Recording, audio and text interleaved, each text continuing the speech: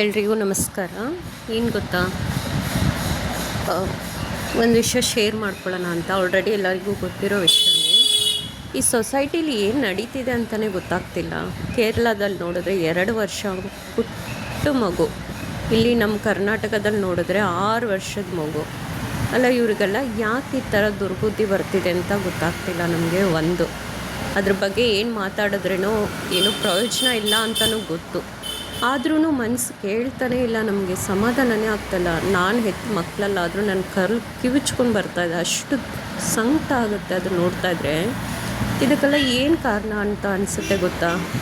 ಮದುವೆ ಆಗೋ ಹೊಸದ್ರಲ್ಲಿ ನಾವು ಒಂದು ಹುಡುಗನ ನೋಡಿ ಇಂಪ್ರೆಸ್ ಆಗೋದು, ಹುಡುಗಿನ ನೋಡಿ ಇಂಪ್ರೆಸ್ ಆಗೋದು. ಏನು ಅಂದ ಚಂದ, ಸ್ಟೇಟಸ್ಸು, ದುಡ್ಡು ಕಾಸು, ಸ್ವಂತ ಮನೆ ಇದೆಯಾ, ಚೆನ್ನಾಗಿದ್ದಾರಾ, ನಮ್ಮನ್ನು ಕರ್ಕೊಂಡೋಗಿ ಚೆನ್ನಾಗಿ ಎಲ್ಲ ಕಾಸ್ಟ್ಲಿ ಕೊಡಿಸ್ತಾರ, ನಮಗೆ ಕೇರ್ ಮಾಡ್ತಾರ, ನಿಮಿಷಕ್ಕೂ ಕೇರ್ ಮಾಡ್ತಾರೆ ಎಲ್ಲ ನೋಡಿ. ಅರೇಂಜ್ ಮ್ಯಾರೇಜ್ ಆಗಲಿ ಲವ್ ಮ್ಯಾರೇಜ್ ಆಗಲಿ ಎರಡರಲ್ಲೂ ಸೇಮ್ ಇದೇನೆ ಎಕ್ಸ್ಪೆಕ್ಟೇಷನ್ಸ್ ಇಟ್ಕೊಂಡು ಹುಡುಗಿನ ಸೆಲೆಕ್ಟ್ ಮಾಡಿ ನಾವು ಮದುವೆ ಮಾಡ್ಕೊಂಡ್ಬಿಡ್ತೀವಿ. ಮದುವೆ ಮಾಡ್ಕೊಂಡಾದಮೇಲೆ ಹುಡುಗನ ಆಗಲಿ ಹುಡುಗಿ ಆಗಲಿ ಯೋಚನೆ ಮಾಡಿ, ಮದುವೆ ಆಯಿತು, 1 ವರ್ಷ ಆಯಿತು, 2 ವರ್ಷ ಆಯಿತು, ಮಕ್ಕಳಾಯಿತು, ಜವಾಬ್ದಾರಿ ಜಾಸ್ತಿ ಆಗುತ್ತೆ.